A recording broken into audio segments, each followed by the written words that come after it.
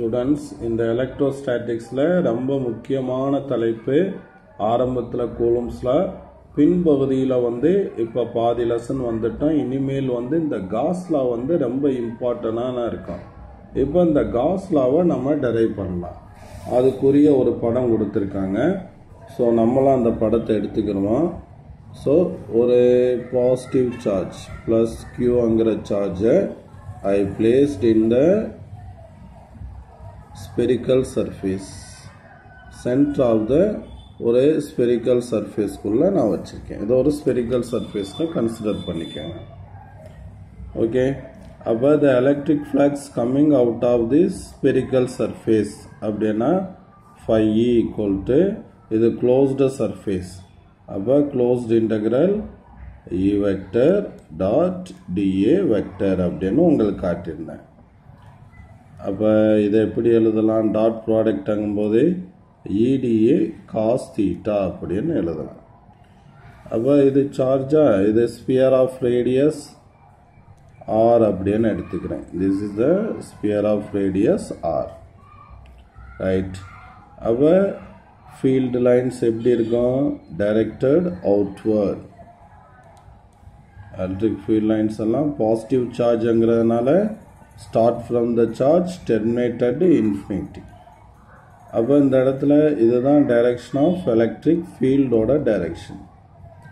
I take a small element, area element dA. அப்போ அதுக்கு ஒரு நார்மல் வரையணும்.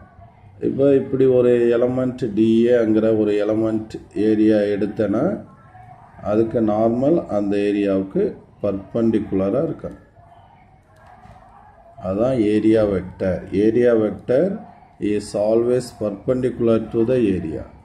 இப்போ சப்போஸ் அந்த ஏரியாவை நான் இந்த மாதிரி எடுக்கிறேன் அப்படின்னா அந்த ஏரியாவுக்கு நீங்கள் பர்பண்டிகுலராக வரையக்கூடிய ஒரு வெக்டர் தான் ஏரியா வெக்டர். ஸோ சப்போஸ் அந்த ஏரியா அந்த மாதிரி இன்க்ளீன்டாக இருக்கு, நீ வரையக்கூடிய கோடு அந்த ஏரியாவுக்கு பர்பண்டிகுலராக இருக்கணும். இந்த ஏரியாவுக்கும் ஏரியா வெக்டருக்கும் இடையில உள்ள ஆங்கிள் எவ்வளோ இருக்கணும்? 90 டிகிரியாக இருக்கும். அப்போ இங்கே ஏரியா இருக்கா, இங்கே நான் ஏரியா வெக்டர் வரைஞ்சேன்னா அது எந்த டைரெக்ஷன்லேயே வரும்? எலக்ட்ரிக் ஃபீல்டோட டைரெக்ஷன்லேயே வரும். At every point this is similar. அப்போ ஏன்னா electric field is normal to this surface at all points. So the area vector and electric field lie along the same line. Same line na theta என்னது?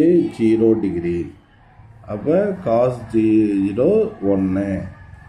அப்போ இங்கே theta 0 degree அப்படிங்கிறதுனால ஏன்னா E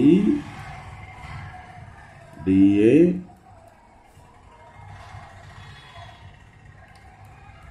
lie in the same line or parallel அந்த மாதிரி சொல்லலாம். அப்போ formula படி E into dA அப்படின்னு நம்மளுக்கு வந்திருக்கு. அப்போ electric field uniform electric field. அப்போ டிஏங்கிறது என்னது? சர்ஃபேஸ் ஏரியா அப்படிங்கிறத குறிக்கும். அப்போ இது என்ன சர்ஃபேஸ் ஏரியான்னு சொன்னோம்? we draw a sphere, spherical. அப்போ ஸ்பியரோட சர்ஃபேஸ் ஏரியா ஃபார்முலா என்னது? 4πr² அப்படின்னு நம்ம சொல்லிடுவோம். அப்போ இங்கே நம்ம இதை கால்குலேட் பண்ணியிருக்கோம். எலக்ட்ரிக் ஃப்ளக்ஸ் என்னன்னு கால்குலேட் பண்ணியிருக்கோம். அப்போ இந்த சார்ஜ்லேருந்து இந்த பாயிண்ட்டு வரைக்கும் உள்ள டிஸ்டன்ஸ் ரேடியஸ் R. அப்போ சார்ஜ்லேருந்து இந்த பாயிண்டில் எலக்ட்ரிக் ஃபீல்டு என்னன்னு பார்ப்போம். நம்ம very old formula, first formula 1/4πε0 Q/r² அப்படின்னு. அப்போ நம்ம என்ன பண்ணுறோம் அப்படின்னா அந்த இடத்துல எலக்ட்ரிக் ஃபீல்டுக்கு சப்ஸ்டியூட் பண்ணுறோம். அப்போ phi E ஈக்குவல் டு Eங்கிற பாயிண்டில் அந்த ஃபார்முலா, அந்த சார்ஜ்னால R டிஸ்டன்ஸில் உள்ள ஃபார்முலா Q/r² into இங்கே ஆல்ரெடி ஏரியாவை இன்டெக்ரல் பண்ணும்போது கிடைச்ச 4πr². அப்போ வந்து 4πr² கேன்சல் ஆகும். அப்போ the electric flux equal to நம்மளுக்கு Q/ε0 அப்படின்னு கிடைக்கும். ε0 பற்றி நம்ம நிறைய பேசியிருக்கோம். It's a permittivity of the free space அப்படின்னு. So this is the Gauss law. This equation valid for not only spherical surface, any arbitrary surface. இந்த படத்தில் கொடுத்துருக்கிற எந்த ஒரு சர்ஃபேஸை நீ வந்து காசியன் சர்ஃபேஸாக எடுத்துக்கிட்டாலும் சரி, the equation is valid. அதை தான் இங்கே சொல்லியிருக்கான். So the equation is true for any arbitrary shaped surface which enclose the charge. உன கண்டிஷன் என்னன்னா அந்த ஏரியாக்குள்ள அந்த சார்ஜ் இருந்துட்டா போதும். இந்த மாதிரி ஸ்பெரிக்கல் சர்ஃபேஸ் மாதிரி A1 எடுத்துக்கலாம், அல்லது irregular ஷேப்டில் A2 எடுத்துக்கலாம், A3 எடுத்துக்கலாம். அப்போ எல்லாமே இந்த 3 சர்ஃபேஸ் வழியாக வெளிவரக்கூடிய ஃப்ளக்ஸ் எவ்வளவு அப்படின்னா Q/ε0 தான். ஏரியா பெருசாகிறதுனால ஃப்ளக்ஸ் மாறாது. ஃப்ளக்ஸ் வந்து அந்த சென்டரில் அதை என்க்ளோஸ் பண்ணியிருக்கக்கூடிய சார்ஜை மட்டும்தான் டிபெண்ட் பண்ணியிருக்கோம் அப்படிங்கிறத டிசைட் பண்ணுது. அப்போ இதிலிருந்து என்ன சொல்கிறான்னா, ஸ்டேட்மெண்ட் என்ன சொல்கிறான்னா, the electric flux coming out of the closed area is 1/ε0 times, இதையே பிரித்து சொல்கிறான், 1/ε0 times the net charge enclosed in the surface. 1/ε0 times net charge enclosed in the surface. This is the Gauss law. If a charge Q is enclosed by an arbitrary closed surface, then total electric flux 1/ε0 times the net charge enclosed by the closed surface அப்படிங்கிறத வந்து இந்த Gauss law சொல்லுது. அதை தான் இங்கே ஸ்டேட்மெண்ட்டாக வச்சுருக்கேன். So இதை தான் நம்ம இதை மல்டிப்ளை பண்ணி Q/ε0 அப்படின்னு எழுதுகிறோம். If a charge Q is enclosed by an arbitrary closed surface, then total electric flux through the closed surface is E dot dA. Electric ஃப்ளக்ஸ்க்குரிய ஃபார்முலா இதுதான். Q enclosedங்கிற வார்த்தையை கொடுத்துட்டான். அந்த சர்ஃபேஸ்க்குள்ளே என்க்ளோஸ் ஆகிருக்கக்கூடிய அந்த சார்ஜ் பை ε0. இதுதான் 2 மார்க்கில் நீங்கள் எழுத வேண்டியது. அதை தான் நான் உனக்கு சிம்பிளாக நான் சொன்னேன். அப்போ Qங்கிற சார்ஜ் ஒரு ஆர்பிட்டரி சர்ஃபேஸ்க்குள்ளே என்க்ளோஸ்ட் ஆகிருக்கும் போது electric flux throw the surface is Q enclosed by ε0 அப்படிங்கிறத இந்த இதில் நம்மளுக்கு சொல்லியிருக்கேன். அடுத்து இதோட கண்டினியூஷனாகவே நம்ம இந்த Gauss lawவோட டிஸ்கஷன் என்னன்னு பார்த்துடலாம். இது ஒரு 3 மார்க்கில் நம்மளுக்கு எக்ஸ்பெக்டேஷனில் இருக்கக்கூடிய கொஸ்டின். அப்போ ஒரு first point,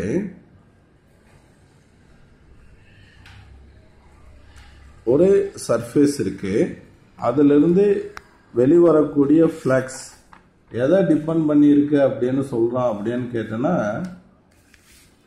the charge present inside the surface.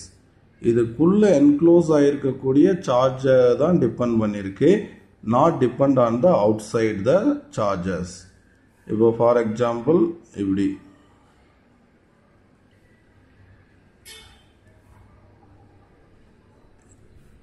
இந்த மாதிரி உனக்கு ஒன் வேர்டு கொடுத்துருப்பான். அப்போ calculate the flux coming out of this surface, closed surface அப்படின்னு கேட்டாக்க, இதுக்குள்ளே இருக்கக்கூடிய இந்த சார்ஜை தான் நீ கால்குலேஷனில் எடுத்துக்கணும். The charges present outside the area are not under consideration. அப்போ ஃப்ளக்ஸ்க்கு ஃபார்முலா நம்ம பார்த்தோம், Q enclosed by ε0. அப்போ உள்ள என்னென்ன இருக்கு, Q1 plus Q2 plus Q4 by ε0. அப்போ Q3 Q5 வராது. ஒன்லி உள்ள இருக்கிற சார்ஜஸ் மட்டும்தான் இந்த ஃபர்ஸ்ட் பாயிண்ட்ல சொல்லியிருக்கிற விஷயம் தான். அப்போ only depends on the charge enclosed in the closed surface. So out சைடில் இருக்கக்கூடிய சார்ஜஸ் இதுக்குள்ளே வராது அப்படிங்கிறத சொல்லியிருக்கான். இப்போ செகண்ட் பாயிண்டில் என்ன சொல்லியிருக்கான் அப்படின்னு கேட்டோன்னா, செகண்ட் பாயிண்டில்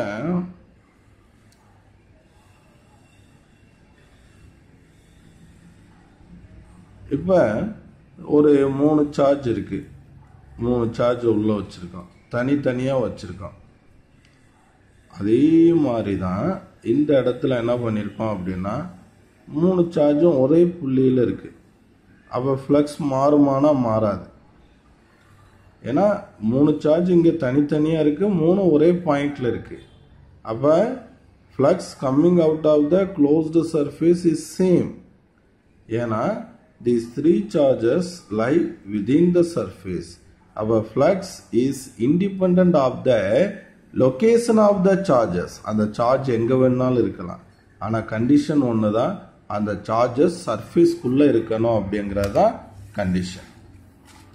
அடுத்து தேர்ட் பாயிண்ட் பாருங்கள், ரொம்ப முக்கியம். நம்ம இங்கே ஒரு சார்ஜை வச்சோம்.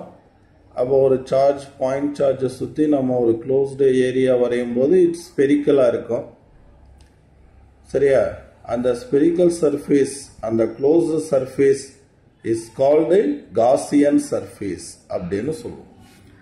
அப்போ அந்த காசியன் சர்ஃபேஸ் எல்லா இடத்துலையுமே ஷேப் ஸ்பெரிக்கலாக தான் இருக்க வேண்டிய அவசியம் இல்லை. It depends upon the configuration of the charge and a type of symmetry existing between them. எப்படி அந்த சார்ஜ் டிஸ்ட்ரிபியூட் ஆயிருக்கு அப்படிங்கிறத பொறுத்து இருக்கு அப்படின்னு சொல்லலாம். அப்போ ஒரு பாயிண்ட் சார்ஜாக இருந்தால் நம்மளுக்கு ஸ்பெரிக்கல் சிமெட்ரி அப்படிங்கிறது வரும். இதே இது சார்ஜ் டிஸ்ட்ரிபியூஷன் லீனியராக இருந்தால் நம்ம எதை எடுக்கலாம் அப்படின்னு கேட்டிங்கன்னா சிலிண்ட்ரிக்கல் சிமெட்ரி அப்படிங்கிறத நம்ம எடுக்கலாம். பிளானார் காசியன் சர்ஃபேஸை நம்ம எடுக்கலாம். இதை நான் அடுத்தடுத்த டாபிக்ல உங்களுக்கு எக்ஸ்பிளைன் பண்ணுவேன். அடுத்து இந்த ஃபோர்த் பாயிண்ட்ல என்ன சொல்லியிருக்கான் அப்படின்னு கேட்டோன்னா, இது ரொம்ப இம்பார்ட்டண்டாக படுது. இதுதான் நம்ம ஃபார்முலா. இங்கே எலக்ட்ரிக் ஃபீல்டுங்கிறது charge present inside and outside ரெண்டையும் மென்ஷன் பண்ணுது. ஆனால் இங்கே எலக்ட்ரிக் ஃபீல்டு அப்படிங்கிறது சார்ஜு உள்ளே இருக்கக்கூடிய சார்ஜு. இப்போ இந்த மாதிரி Q1 Q2 Q3. அப்போ இங்கே electric field inside and outside சார்ஜஸை மென்ஷன் பண்ணுது. ஆனால் இங்கே வரக்கூடிய Q என்க்ளோஸ்டுங்கிறது it mentions the charge only present inside the area. அந்த ஏரியாக்குள்ள இருக்கக்கூடிய சார்ஜை மட்டும் ரெப்ரசன்ட் பண்றதா இங்க சொல்றாங்க. அடுத்து இந்த காசியன் சர்ஃபேஸ் டிஸ்கிரீட் சார்ஜ்னா தனித்தனியா இருக்கக்கூடிய சார்ஜஸ்க்கு நடுவில் கட் பண்ணி போகாது. It passes through the continuous charge distribution. இந்த மாதிரி அடுத்து பார்ப்போம். இந்த மாதிரி இருக்கிறது தான் கண்டினியூஸ் சார்ஜ் டிஸ்ட்ரிபியூஷன். அது வழியாக அந்த ஏரியாவில் அது அழகாக பாஸ் ஆகி போகும், கட் பண்ணி போகும் காசியன் சர்ஃபேஸ். அதே நேரத்தில் இந்த மாதிரி இருக்குன்னு வச்சுக்க, இதுக்கு பேர் தான் டிஸ்கிரீட் சார்ஜஸ். அது வழியாக அது போகாது அப்படிங்கிறத சொல்கிறோம். அடுத்து Gauss law is another form of Coulomb's law, one word concept. ரொம்ப முக்கியமான one word concept. அப்போ கூலும்ஸ் லாவோட இன்னொரு வடிவம் தான் அப்படின்னு சொல்றான். நம்ம கூலும்ஸ் லாவை எங்க மட்டும் அப்ளை பண்ண முடியும்? ஒன்லி ஸ்டாட்டிக் சார்ஜ், சார்ஜ் ஸ்டேஷனரியா இருக்கணும். பட் காஸ் லாவை எங்க அப்ளை பண்ணலாம்? சார்ஜஸ் இன் மோஷன், சார்ஜஸ் மோஷன்ல இருக்கும் போது நம்ம அப்ளை பண்ணலாம். So Gauss law is treated as much more general law than Coulomb's law அப்படிங்கிறதோட இந்த டிஸ்கஷன் முடியுது. Okay students.